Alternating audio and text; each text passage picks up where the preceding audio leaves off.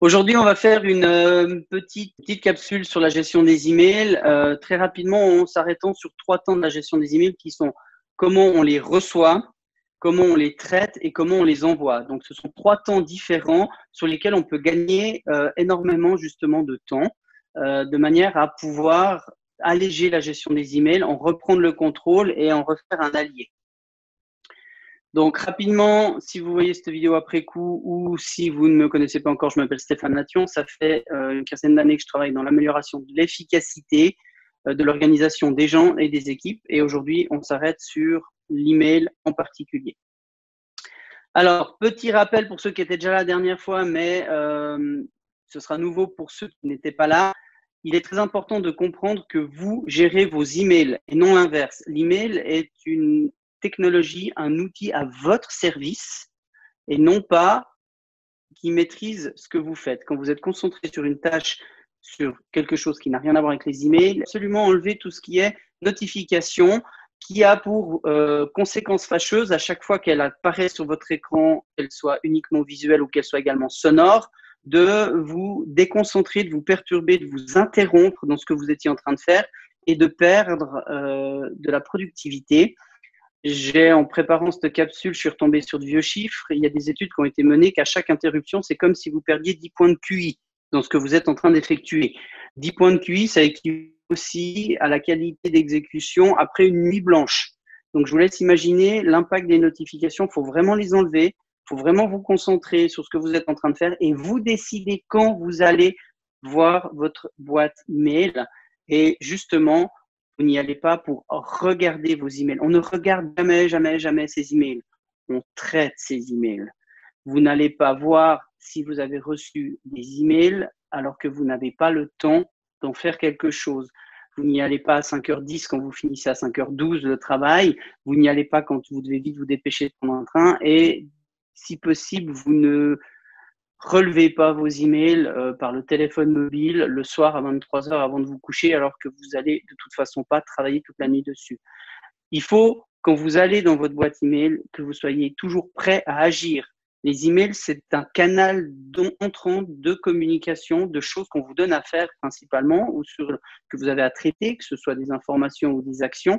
Mais il faut que vous soyez en état de pouvoir agir sur ces emails. Sinon, vous vous rajoutez juste un truc en plus dans votre charge mentale et ça va de nouveau vous manger encore plus d'énergie que nécessaire.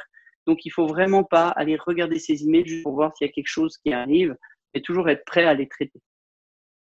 Autre point, vous recevez moins d'emails. Alors, c'est un objectif de recevoir moins d'emails pour vous simplifier la gestion des emails. Il faut faire en sorte effectivement qu'il y en ait moins qui arrivent. Alors, comment on peut faire pour recevoir moins d'emails? Déjà, on peut se désinscrire de toutes les vieilles newsletters auxquelles on s'était inscrit à une époque où c'était intéressant, à une époque où ça apportait de la valeur dans votre quotidien professionnel, et ça n'est peut-être plus d'actualité. Il faut vous désinscrire. Pourquoi? Parce que même si vous faites chaque semaine l'action d'appuyer sur le bouton « Mettre à la poubelle » un email qui est arrivé et qui ne vous intéresse plus, ce sera de toute façon plus phagocytant et chronophage que si simplement vous prenez juste une minute pour vous désinscrire et qu'il n'y a plus jamais cet email qui arrive. Donc, désinscrivez-vous de toutes ces vieilles newsletters qui ne vous intéressent plus. Ça, c'est pour ce qui est digital. Il peut aussi arriver que vous soyez harcelé d'emails par des gens qui ont, pour on ne sait quelle raison, toujours envie de vous mettre en copie, qui ont toujours envie d'avoir votre avis sur des choses qui ne sont pas forcément à vous de traiter, etc., etc. Donc, il peut y avoir des conversations intéressantes à faire avec certains de vos collègues, managers ou reports directs pour vous dire, écoute, là, c'est plus la peine de m'envoyer ce genre d'email-là, je ne sais pas quoi en faire, ça ne m'intéresse pas ou ça n'apporte pas de valeur ajoutée, arrête de me les envoyer. Donc, vous pouvez vous désinscrire digitalement ou en allant demander à recevoir moins d'emails à certains collègues qui vous saturent la boîte de réception. Et puis, il existe aussi beaucoup d'outils dans Outlook qui vous permettent, Outlook ou d'autres logiciels de gestion d'emails si vous en avez, qui vous permettent de rediriger directement certains emails. La newsletter, par exemple, pourrait directement, sans passer par votre boîte de réception, aller sagement attendre que vous ayez le temps de la lire dans un dossier appelé newsletter, par exemple. Ça, Outlook vous permet de le faire. Une autre chose que moi, j'aime bien faire aussi quand je coach mes clients sur les emails, c'est de leur faire créer une boîte inbox, donc c'est le nom anglais pour boîte de réception, CC. Et de demander à Outlook d'envoyer directement dans ce dossier-là tous les emails dans lesquels vous êtes en copie. Pourquoi? Parce que si vous êtes en copie, c'est qu'on n'attend pas d'action de votre part. C'est qu'on vous met juste l'email pour information. Vous n'avez donc pas besoin d'aller lire 2, 3, 4, 5 fois par jour une boîte de réception dans laquelle vous avez juste été mis en information.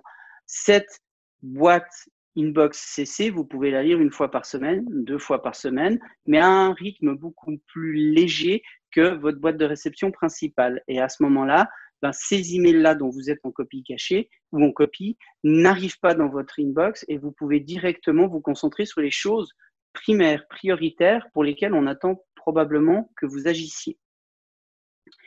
Et puis, autre chose que vous pouvez faire aussi si vous faites partie d'un certain nombre de postes pour lesquels on a assez facilement envie d'envoyer un email quand on a une question, vous vous retrouvez face à plein de questions très récurrentes. Donc, au lieu de répondre à chaque fois à ces questions, prenez le temps, pour celles qui arrivent le plus souvent, de vous faire une FAQ. FAQ, c'est le nom de ces pages intranet qui s'appellent foire aux questions ou Frequently Asked Questions en anglais, qui sont les questions qu'on vous pose le plus souvent. Vous rédigez une fois la réponse, vous la mettez en ligne, et après, quand on vous pose la question, vous redirigez aimablement, mais sans donner la réponse, la personne vers votre page FAQ, ce qui fait que de question en question, ces personnes vont prendre le réflexe d'aller directement voir si la réponse existe dans la page FAQ. Et si elle n'existe pas seulement, ils vous contacteront. Donc là, vous vous retrouvez avec beaucoup moins d'emails de questions qui arrivent chez vous. 4 petits points pour recevoir moins d'emails. Ouais, je profite juste de compléter un tout petit peu par rapport à la redirection automatique. Donc, ce que tu as marqué comme rediriger directement, dans Outlook, ça s'appelle les règles. Donc, si vous êtes familier avec ça, allez jeter un œil. C'est très, très puissant, comme tu disais. Vous pouvez paramétrer énormément de choses, soit en termes de destinataire, soit en termes d'objets, soit en termes de contenu, soit en termes de moment où vous les recevez. Enfin, ça peut aller vraiment très, très loin. Et par la suite, et ça, je pense que tu vas le dire après, hein, c'est que vu qu'on gagne du temps, peut-être quelques secondes, quelques dizaines de secondes par mail, mais sur la quantité de mails qu'on reçoit, ça fait une vraie différence à la fin. Oui, en effet, Cédric. Si on prend un calcul de base qui est que vous avez à gérer 30 emails par jour, ce qui est une moyenne basse pour beaucoup de monde. Vous recevez que 30 emails par jour dans votre inbox, c'est déjà que vous êtes relativement épargné. Mais admettons que vous ayez à traiter 30 emails par jour et que vous gagnez 5 secondes dans le traitement de chaque email. Eh bien, à la fin de votre année, vous avez économisé plus de 10 heures de travail. Ça, c'est pour 5 secondes par email. Mais avec tout ce que je vous donne aujourd'hui, vous avez la possibilité de réduire le temps de traitement des emails je ne veux pas dire de chiffres exagérés, mais en tout cas la moitié du temps, voire plus. Donc, ce n'est pas 5 secondes dont on est en train de parler, c'est 30 secondes, c'est 1 minute. Selon les personnes et les types de postes, plus. Donc, imaginez avec la récurrence et le nombre d'emails que vous avez par jour et le nombre de jours que vous avez par an, ça fait vraiment, vraiment plusieurs journées économisées de travail à la fin. Videz votre boîte de réception. Vous voyez sur la petite image un peu rigolote que j'ai mis que pour la boîte email normale, pour la boîte de courrier qui est en bas de chez vous, vous n'allez jamais laisser en une telle situation arriver, vous n'allez jamais laisser la boîte déborder de courriers, de prospectus, de factures, de choses administratives au point que ça tombe par terre. Donc, il ne faut pas le faire non plus avec votre boîte digitale. C'est bien évident que vous perdez toute notion de ce qu'il y a dedans, de ce qu'il y a à faire, du temps que ça prend, des délais qui sont imposés à chacune des tâches. Donc, vous avez un sentiment anxiogène plus ou moins conscient de « je suis en train de perdre le contrôle ». Et ça, on évite. Donc, qu'est-ce qu'il faut faire? Déjà, il faut vider votre boîte de réception une fois par jour. Il y a plusieurs techniques pour ça, je n'ai pas le temps de rentrer dedans. Mais si vous arrivez à avoir votre boîte de réception vide une fois par jour, c'est un sentiment de maîtrise que vous avez par rapport à tout ce que vous avez à faire qui est extrêmement ressourçant, qui vous allège, qui vous permet de vraiment vous dire je suis en maîtrise de mon quotidien professionnel, je sais ce qui m'attend, je sais ce que j'ai à faire, il n'y a pas de choses qui vont me tomber dessus comme ça. Donc, une fois par jour, si vous arrivez à vider votre boîte de réception, très, très bonne pratique, très puissante. Mais si vous n'y arrivez pas, j'ai envie de vous dire, ne taquinez pas la scrollotine. Alors là, c'est inutile d'aller chercher sur Google. C'est pas un mot qui existe. C'est un mot qui m'a été proposé par un collègue et ami à moi quand je lui expliquais mon signal d'alarme sur la boîte de réception. Mon signal d'alarme, c'est le suivant. Si vous n'avez pas en visuel l'entier des emails que vous avez dans votre boîte de réception, sans devoir faire appel à la petite roulette qu'il y a sur votre souris pour scroller, puisque quand on descend avec la petite roulette, on appelle ça scroller, c'est que vous avez trop de choses dans votre boîte email. Ça doit être un signal d'alarme qui vous dit « Oula, je ne vois plus l'entier de ce qui est arrivé, donc je vais perdre la vision d'ensemble de ce qu'on me demande. » Ça, c'est la scrollotine, hein, c'est la contraction de scroller et de guillotine. C'est un couperet qui tombe quand vous avez visuellement besoin de scroller pour voir l'entier des emails que vous avez dans votre boîte email. C'est un signal d'alarme, il faut prendre du temps, il faut nettoyer, il faut vider. Et puis, il y a des règles simples. Vous avez traité un email, très bien, vous le classez, vous l'archivez, c'est fait, il n'a pas de raison de traiter et de rester dans la boîte de réception. Vous avez planifié l'email puisqu'il demandait un travail conséquent, peut-être 1 heure de travail. Vous l'avez donc agendé. Vous avez réservé 1 heure de votre agenda quelque part pour faire le traitement de cet email-là. Il n'a pas de raison de rester dans la boîte email. Il faut le dépasser dans un dossier qui s'appelle, comme vous voulez, par exemple, affaires ou planifier. Mais cet email, on sait ce qu'on va en faire. On n'a pas besoin de le laisser dans la boîte de réception. Si vous n'en avez plus besoin, si ça n'a plus d'intérêt, si c'est peut-être trop vieux que ça est arrivé il y a 6 mois, 1 an, etc., poubelle. Vous jetez. Poubelle, poubelle, poubelle. Ça ne sert à rien de classer et d'archiver des choses qui ne vous servent plus à rien. Oui, c'est du digital. Oui, ça prend pas de place physique. Oui, ça peut être retrouvé par les outils de recherche automatique. Néanmoins, un email, ça coûte écologiquement, ça coûte aussi au niveau argent. Et juste pour vous donner un ordre d'idée, si vous envoyez un email à un destinataire, c'est comme si vous faisiez brûler une ampoule économique pendant 2 heures au niveau écologique. Imaginez-vous la quantité de, on va dire l'empreinte carbone que peuvent avoir vos centaines de dizaines de milliers d'emails stockés depuis 10, 12, 20 ans que vous êtes en poste. Donc un email supprimé est toujours mieux qu'un email classé dans les limbes de votre organisation. Ça, c'est facile à dire. C'est plus utile, c'est plus intéressant, c'est trop vieux, poubelle. Maintenant, vous pourriez avoir des doutes en vous disant « Ouais, je ne sais pas vraiment, peut-être ça peut encore me servir, je ne suis pas sûr, j'hésite. » Donc, vous faites une pré-poubelle, tout simple. Pré-poubelle, c'est un dossier dans votre Outlook que vous appelez pré-poubelle ou que vous appelez temporaire, peu importe. Et puis, quand vous hésitez à mettre à la poubelle, ben, vous mettez l'email là-dedans. Et tous les 6 mois, vous y retournez, vous sélectionnez tout ce qui a plus de 6 mois et à ce moment-là, vous le mettez à la poubelle. Parce que s'il y a 6 mois en arrière, vous aviez un doute, et que pendant 6 mois, vous n'y avez pas touché, ben là, vous pouvez être sûr, il ne vous servira plus jamais à rien. Donc, ça peut vous donner un tampon un peu rassurant de 6 mois pour vous dire, je ne suis pas sûr de plus en avoir besoin, je ne le jette pas tout de suite, mais je le sors quand même de ma boîte de réception. Cette petite image, c'est ce que vous verrez si vous videz votre boîte de réception complètement dans Outlook. C'est une jolie petite montgolfière. Puis en plus, en dessous, on vous dit, vous avez tout fait ce que vous aviez à faire, profitez de votre boîte de réception vide. Donc ça, c'est l'objectif à avoir finalement. Hein, si vous avez 1 fois par jour votre boîte de réception vide, c'est que vous avez tout sous gestion et que là, vous pouvez souffler un peu. Il n'y a rien de terrible qui va se passer dans les prochaines minutes. 2 règles d'or pour vider votre boîte de réception. Premièrement, ne jamais refermer un email sans l'avoir traité. Vous ne refermez pas un email si vous ne l'avez pas traité. Il n'y a rien qui va changer entre maintenant et dans 2 heures au niveau de ce que vous savez, de ce que vous pouvez faire, des informations que vous avez. Si vous n'êtes pas capable de savoir comment répondre à un email, c'est que ça vous demande un travail. Vous l'agendez quelque part, vous le mettez dans votre petit dossier planifié et à ce moment-là, vous y réfléchirez à tête reposée ou en allant chercher des informations sur Internet, sur l'intranet, chez un collègue, mais il sera traité. L'idée, c'est comprendre ce que j'ai à faire, quoi qu'il en soit, en dehors de la boîte de réception à ce moment-là. Mais ne vous dites pas, j'ouvre, ouf, ça a l'air compliqué, ça va me prendre du temps, je referme, je le traiterai plus tard, et puis, pour être sûr de ne pas l'oublier, je le remets en statut non lu. Ça, il y en a beaucoup qui le font, c'est le début de la fin, parce que là, vous vous retrouvez avec une quantité de choses astronomiques, votre scrollotine va être très sanctionnante, et vous n'arriverez pas à avoir une vision d'ensemble de ce que vous avez à faire. Deuxième règle d'or, une fois que c'est traité, vous le sortez de la boîte de réception. C'est traité, ça n'a plus rien à faire dans votre boîte aux lettres. Ça doit aller à sa place. c'est rangé, c'est archivé, c'est planifié, mais c'est plus dans la boucle. Oui, je profite juste de rajouter un petit truc là-dessus. Euh, Juste pour garder en tête, et là je pense que même moi qui sais ça hein, souvent par manque de temps ou quoi que ce soit, bah, la boîte de réception, c'est tout ce que je reçois, je le vois arriver, je me dis non, je le fais pas. Le problème, c'est que derrière, si vous en avez qu'un, ça va, mais si vous en avez 20, ça devient compliqué. Et puis parce qu'on n'a pas traité les 20, on se dit que s'il y en a 20, un 21e, bah, on va pas le traiter non plus parce que on est dans un engrenage où on fait pas un peu comme la procrastination pour une autre tâche. Et du moment qu'on a laissé ça pour un ou deux, ensuite c'est très compliqué quand on arrive à 4000 mails non lus de recommencer à zéro. Et c'est là en fait le piège, c'est comme pour tout, si on le fait pas au fur et à mesure, à la fin on se retrouve avec une quantité tellement grosse que ça devient une montagne et la montagne n'arrive pas à la franchir. C'est juste non. C'est très juste.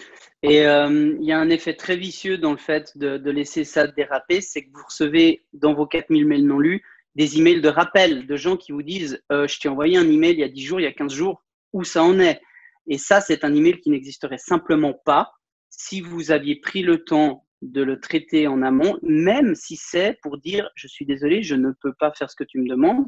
Il y a des manières plus ou moins diplomates de faire, mais on peut refuser, on peut dire non à une tâche. Mais au moins, la personne de l'autre côté sait qu'elle n'est pas en attente d'une réponse. Donc, vous le sortez de votre boîte email, la personne ne vous renvoie pas un email ou ne cherche pas à avoir réponse à cette question parce qu'elle l'a eu.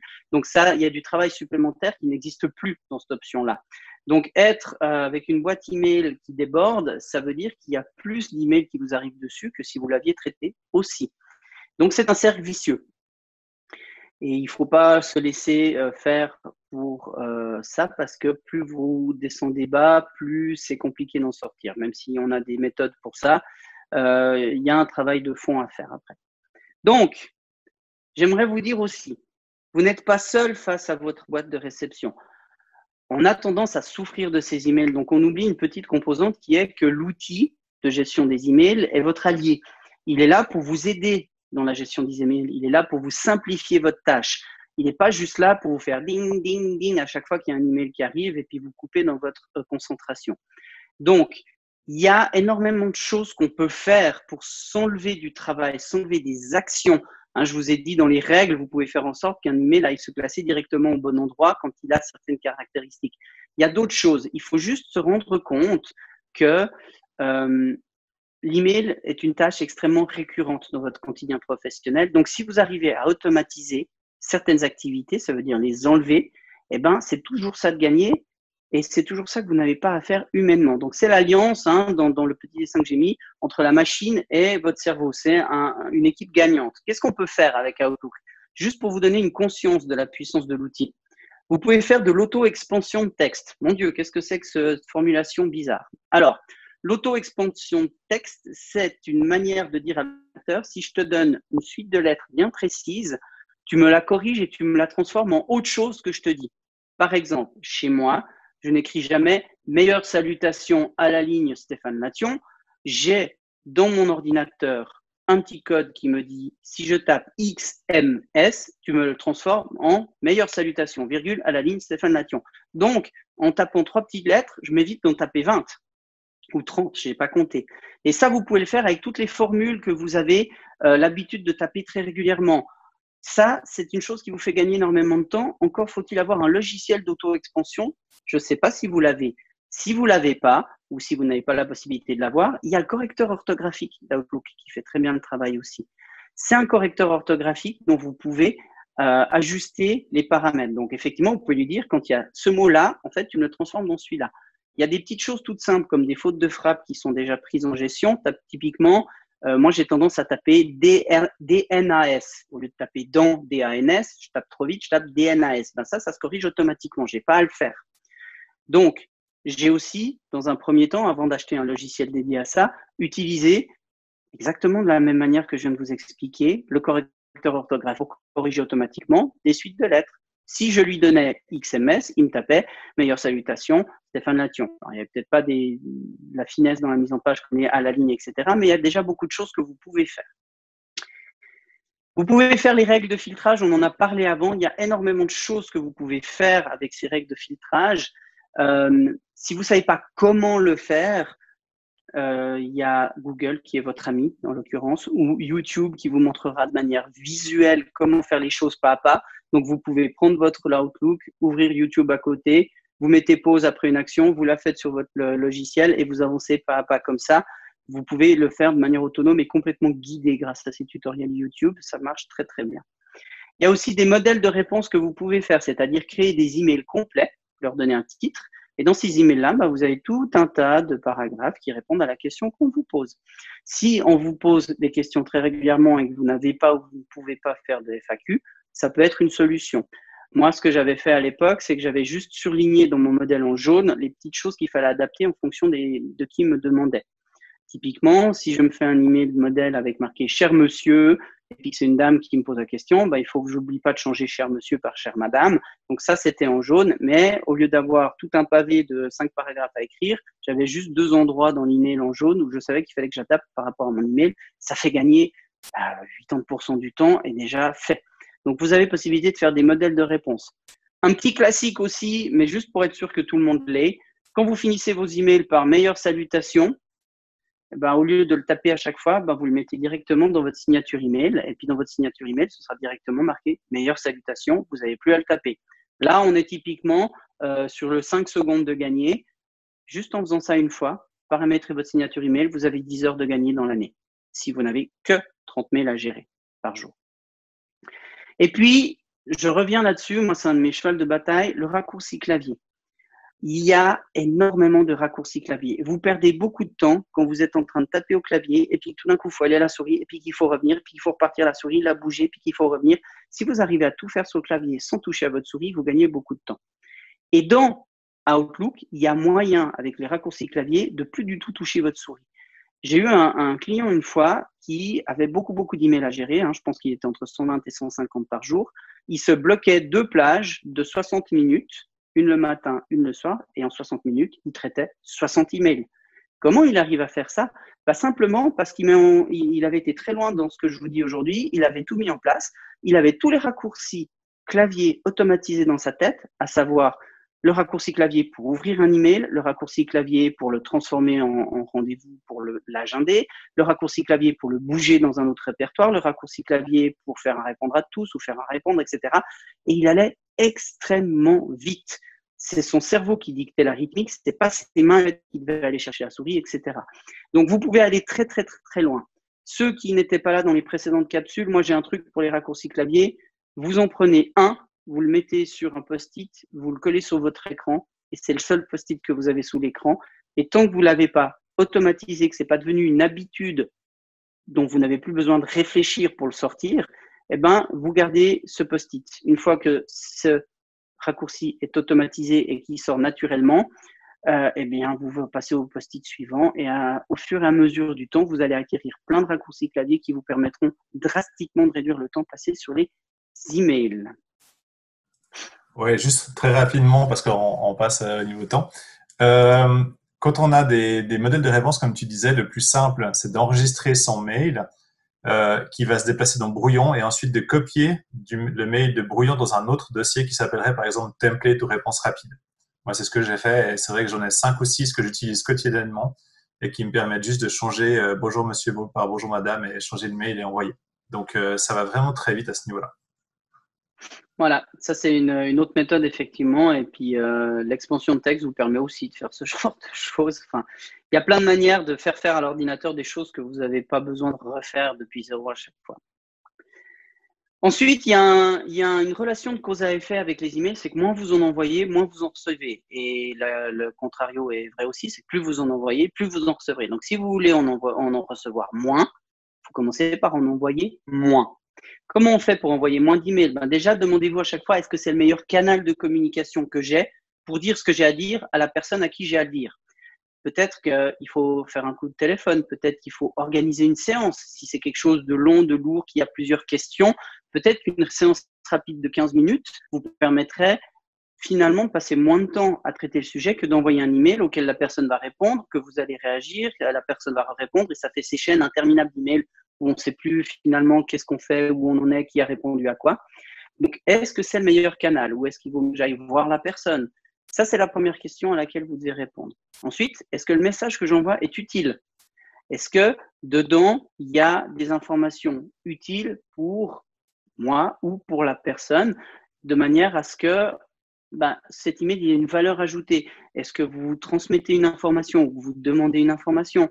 Est-ce que vous demandez une exécution de tâche? Est-ce que vous demandez à la personne d'agir de quelque manière que ce soit, ou simplement de vous envoyer une information? Il y a plein de raisons d'envoyer un email, mais assurez-vous que cette raison, vous, envoyeur initial, vous l'ayez bien identifiée. Est-ce que c'est un message professionnel? Si on peut, évitons de s'envoyer les vidéos de chats, les dernières blagues qu'on a vu passer sur les réseaux sociaux, etc. Voilà, dans un environnement professionnel, un email doit être professionnel. Si le message est utile, j'ai aussi oublié de le dire, il n'est pas toujours utile d'envoyer un merci à la personne qui vous a fait quelque chose. Mettez-vous d'accord avec les gens. Des fois, ça peut être intéressant d'envoyer des merci parce que la personne pourrait mal le prendre ou qu'elle a besoin d'une quittance quant au fait que vous ayez bien reçu sa réponse. Des fois, ce n'est pas nécessaire d'envoyer un merci, notamment si vous partagez des emails avec une personne 10 fois par jour. Mettez-vous d'accord avec cette personne en disant écoute, une fois que c'est fini, je ne t'envoie pas un merci parce que ça nous fait gagner du temps tous les deux. Est-ce que c'est OK pour toi? Assurez-vous d'avoir les bons destinataires. Il faut toujours savoir pourquoi vous envoyez votre email à la personne. Alors, vous avez identifié l'objectif de l'email. Mettez pas la terre entière en copie. N'envoyez pas un email aux gens pour vous couvrir. Je vois beaucoup de choses comme ça où on met les managers, on met tout le monde pour dire moi j'ai fait mon job, c'est dans l'email, ils ont reçu l'email, voilà. Si à un moment donné vous êtes pris à partie et que vous devez justifier d'un travail effectué, cet email-là vous l'avez, vous pouvez le ressortir. Il sera là. C'est pas la peine au moment clé de l'envoyer à quelqu'un pour dire t'as vu je fais mon job ou t'as vu c'est bien parti, moi je suis tranquille, j'ai tenu mes délais. Ça il faut éviter. Et puis surtout, enlevez-vous de la tête, si vous êtes coutumier de ce fait-là, le répondre à tous. Ça, c'est horrible. Un répondre à tous spontané. Donc, genre, je reçois un email, je vois qu'il y a plein de gens, je donne juste ma réponse, genre, moi j'ai fait, ou c'est OK pour moi, et je fais répondre à tous. Si vous avez 50 personnes en copie, qui vont 50 fois répondre à la même chose à 50 personnes, 50 fois 50, on est déjà à 2500 emails envoyés. Juste pour dire OK. Donc, si vous faites un répondre à tous, c'est que vous avez conscience de qui c'est le tous et que chacun a une valeur ajoutée à recevoir la réponse. Sinon, vous taillez dans le gras. Il y a 10 personnes, est-ce que ces 10 personnes doivent recevoir ma réponse? Si je dois l'envoyer à plus d'une seule personne, peut-être qu'il y en a 2 ou 3 qui ont une valeur ajoutée à recevoir ma réponse, les autres pas. Il faut toujours faire preuve de bon sens, mais juste posez-vous la question de est-ce que le répondre à tous a une valeur ajoutée? Ne le faites pas spontanément en vous disant il y a plusieurs personnes, je réponds à tout le monde. Dans la rédaction d'un email, un email égale un sujet. On l'a vu avant, un email a un objectif précis, demander une action, demander une mise à jour, transmettre une information, peu importe. Mais si vous commencez à mettre dans un seul email plusieurs objectifs différents, ça va être compliqué. Préférez faire plusieurs emails différents qui se traitent rapidement, même s'ils partent tous à la même personne, que de mettre une quantité astronomique de choses dans le même email où finalement, ça va être très compliqué de savoir ce qu'on a à faire. Moi, ces emails-là, j'ai pris l'habitude de les copier et de les coller dans un document Word et de nettoyer le texte pour savoir finalement qu'est-ce qu'on attendait de ma part. Et généralement, à la fin, j'ai une ou deux puces qui disent il faut lire tel document, il faut envoyer telle réponse. Et puis finalement, ça pouvait très bien, ces deux puces-là, être le contenu de l'email. Pourquoi est-ce qu'on nous en a fait une espèce de Madeleine de Proust en 12 volumes? Il n'y a pas de valeur ajoutée. Donc, un email pour un sujet. Dans cet email, définissez un objectif clair. Il faut qu'on sache ce qui est attendu quand on reçoit un email. Qu'est-ce qui est attendu de ma part? Pour cela, un titre clair et détaillé qui informe la personne de ce qu'est l'objectif de l'email. On devrait idéalement ne pas avoir besoin d'ouvrir l'email pour savoir de quoi il retourne. Donc, n'envoyez pas des emails marqués news ou questions ou quoi que ce soit. Soyez plus explicite. Besoin de confirmation sur le délai du dossier Martin. Information pour tes archives sur telle question. On doit savoir ce qu'il en est. Ça permet vraiment de ne pas ouvrir les emails pour savoir de quoi ça parle avant Et ça permet d'être beaucoup plus rapide dans leur traitement. Ensuite, votre contenu doit être aussi court que possible. Et à la fin, votre réponse attendue doit être clairement définie. Qu'est-ce que vous attendez de la personne? Par quel canal et à quel délai? Donc, vous attendez de la personne une réponse complète sur l'état de situation du dossier Martin dans votre boîte email vendredi à 17h. Je rappelle que aussi vite que possible, dès que tu pourras ou comme tu peux, ne sont pas des délais. Hein, si moi, vous me demandez quelque chose aussi vite que possible, je vais vous dire pas de souci, écoute, je te rendrai ça le 12 février 2021. Non, attends, c'est beaucoup trop loin, je peux l'avoir pour vendredi? Oui, pas de problème pour vendredi. Mais si vous arrivez vers quelqu'un avec un email en disant urgent, puis que vous ne mettez pas un délai clair, la personne va peut-être complètement rechambouler ce qu'elle avait prévu de faire pour vous le rendre dans les 2 heures, alors que vous en aviez besoin dans les 2 semaines. Donc un délai, c'est une date avec une heure. Ça permet à tout le monde d'être confortable. Avant d'envoyer, relisez votre email. Vous avez tout bien fait ce qui est marqué dans la diapo avant. Relisez-le. Et là, je vous mets le petit acronyme anglais KISS, qui est un bisou en anglais. Et puis, c'est un acronyme qu'on utilise souvent pour dire Keep it short and simple. Garde-le court et simple. Il y a une autre alternative, mais qui est moins polie, donc on a mis celle-là. Et avant d'envoyer, vous relisez à la recherche de quoi? Déjà, de tout l'inutile. Tout ce qui est inutile, vous l'enlevez. Vous mettez en page. Est-ce que votre texte il est agréable à lire? Est-ce que vous pourriez faire d'un gros pavé de paragraphes 2 paragraphes différents, plus courts, avec moins de mots? Ou est-ce que vous pourriez transformer ça en liste à puces, plus simple à lire? Essayez de mettre en page pour que ce soit le plus agréable possible. Vos phrases aussi courtes que possible. Essayez toujours de voir si une phrase ne peut pas être avec moins de mots ou est-ce qu'elle ne peut pas être coupée en 2 phrases. Évitez le jargon, absolument. Ce n'est pas parce que vous maîtrisez le jargon que la personne en face va le maîtriser. Donc, ça peut porter à confusion. Et dans le même ordre d'idée, évitez les acronymes. J'ai dit éviter parce que ce n'est pas toujours possible. Mais moi, j'ai souvenir, quand j'ai commencé à travailler à Nestlé il y a 9 ans en arrière, une des premières choses que je me suis créée, c'est une liste des acronymes parce que je ne comprenais rien. Il y avait tellement d'acronymes que c'était absolument impossible pour moi de savoir de quoi on parlait. Donc, j'ai mis plusieurs semaines à lister tous les acronymes qui me tombaient dessus et à savoir ce qu'ils voulaient dire. Donc, les acronymes, ça réduit la productivité et l'efficacité à laquelle les gens vont pouvoir traiter leurs emails. Utilisez des mots simples et compréhensibles. On n'est pas dans des licences poétiques. Si vous avez 4 fois le même mot dans votre email, ça ne sert à rien de vous dire il faut que je trouve un synonyme parce que ça fait déjà 4 fois que je l'utilise. Ce n'est pas un exposé, ça n'a pas à être empoulé ou quoi que ce soit. C'est droit au but. Si j'ai 4 fois le même mot, c'est bien parce qu'on va le comprendre 4 fois et puis je n'ai pas besoin d'aller plus loin. Essayez de tenir vos paragraphes en 3 lignes maximum, mais surtout, comme je vous disais, enlevez tout ce qui est inutile. Les formulations de phrases très administratives, on lit beaucoup de documents administratifs ces temps qui nous disent comment les gouvernements, comment les écoles, tout ça vont partir. C'est toujours très empoulé, c'est toujours plein de formules qui n'ont pas besoin d'être là pour moi. Généralement, moi, je mets dans un document Word et je simplifie pour savoir finalement qu'est-ce que je dois retenir de l'info. Donc, essayez vraiment d'enlever tout ce qui ne sert à rien.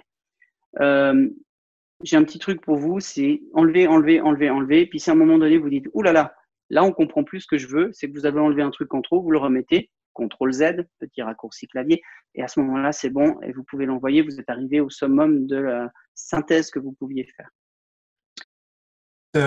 Pardon. Je profite juste de faire un petit point aussi en disant que, en général, les gens, quand ils voient un gros pavé, ils lisent en diagonale. Et du coup, plus vous en mettez, moins ils vont lire ce que vous avez vraiment envie qu'ils lisent. Donc, n'hésitez pas à souligner, n'hésitez pas à mettre en gras. Comme je disais, les puces, c'est quelque chose où on va tout de suite dessus, parce que visuellement, c'est différent. Mais le risque de vouloir faire des trop jolis mails, c'est que finalement, les gens ne lisent pas ou lisent que le début, ils se disent de toute façon, ça sert à rien. Et puis, ils passent à côté de ce qui est le plus important, en fait. Voilà. Oui, parce qu'à un moment donné, si vous avez 25 mails dans votre boîte email, puis que le premier que vous ouvrez, il fait 12 pages, puis que vous devez scroller jusqu'à on ne sait pas quand, vous allez avoir tendance à le refermer sans le traiter pour essayer de voir si le deuxième, troisième et quatrième ne sont pas plus facilement traitables. Donc, effectivement, ça n'apporte rien à personne de faire des volumes en 12 tomes. Ouais.